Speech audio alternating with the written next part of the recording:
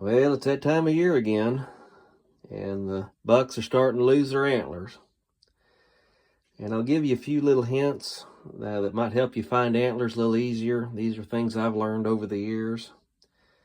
And as you can see here, I've got 3 examples of some antlers.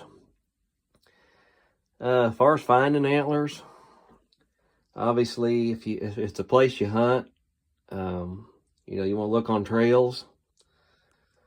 And you don't want to look just on the trail, but you want to look off to the sides of the trails as well. When these bucks, they get to shaking their head, whatever, they can kind of sling these antlers off to the side.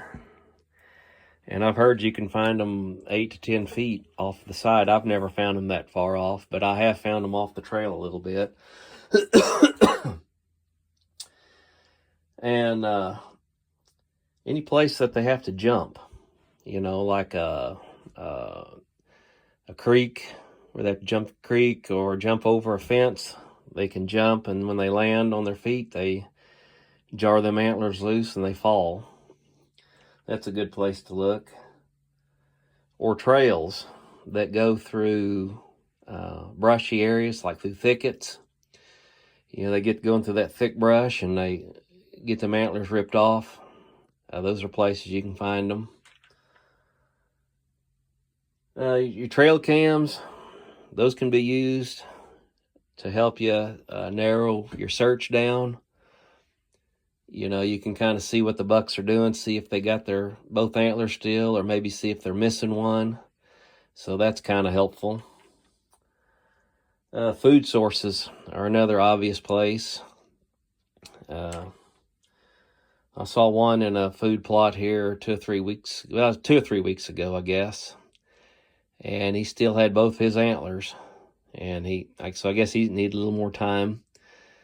And he was a pretty big buck, so. I've heard that if you hunt with some snow on the ground, that can help you spot them a little easier. Maybe a little more contrast or something. I don't know about this, because where I live, we don't get a whole lot of snow, especially here in the spring. But that's something that you might think about. On rainy days or cloudy days, I have found them on those days. That kind of helps. If it's raining or been raining and they're wet, they kind of got a little shine to them. That helps. And also, I found a lot of them on bluebird sky days when the sun's shining. So, don't get too hung up on the weather. Just go whenever you can. If you can wait on a cloudy day, then do that. But if not, just get out there whenever you can. So this one here, I found this and it looked just like this. You can see where the rodents have been chewing on it. Obviously, they about chewed it in half. And this one's pretty old. It's been out there a while. These antlers, once they outside for a while, they get kind of porous. You can see on the inside there, it's starting to get that way, where that tine's busted off and got a crack on it there. But this still intact. They didn't chew it up completely. This one here, I found this one last September. And it was in some tall grass. I almost stepped on it. And you can see this side is kind of sun bleached where it's exposed. And then that was down in the grass. You can see them grooves. It's dark inside there. So, I used to think that if you didn't find them soon, the rodents would gnaw them up or eat them up.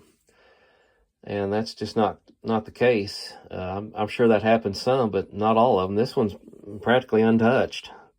So, and I know there's plenty of rodents in that area. This one here, this was a big one. This was a fun one to find. This was right near a fence. And I guess he just jumped over the fence and they fell off. Or this one fell off. I walked the trail pretty good ways looking for the other one. And I never could find it. Going the other way on the other side of the fence, it might have been there, but I didn't have permission to go over there, so I didn't. And kind of leads me to another point. if you're going to hunt on public land, you want to make sure you know the laws. On a lot of federal lands, I don't think you can take them out at all, and that's because of this right here. This is a food source for a lot of animals, and they view it as if when you take this out, you're taking away a food source for these animals. So that's why they don't allow that, and you can't take bones, antlers, or anything. I do believe on certain wildlife management areas you can hunt shed antlers. Some of them have what they call a shed antler season. And anyway, just make sure you know the laws, and it's not worth a ticket or getting fined over. But hopefully this will help you out a little bit. Shed hunting is just like hunting. I mean, you might go out 3 or 4 times and never see anything, never find anything. So if you go out a time or two and don't find anything, don't get discouraged. Just keep going out. And the thing is, they can drop these antlers just about anywhere, so that kind of makes it difficult sometimes. And I know some people use dogs to find them, but not everybody has a dog. But it's a good way to get out in the woods, walk around, and look at stuff. And plus, it gives you a chance to see, what deer. If you find something like this in February or March, it made it through the deer season. So that's a good thing. Kind of do a little pre-season scouting. Anyhow, I'm going to get out, and I'm going to go look for some right now. And good luck to y'all. Bye.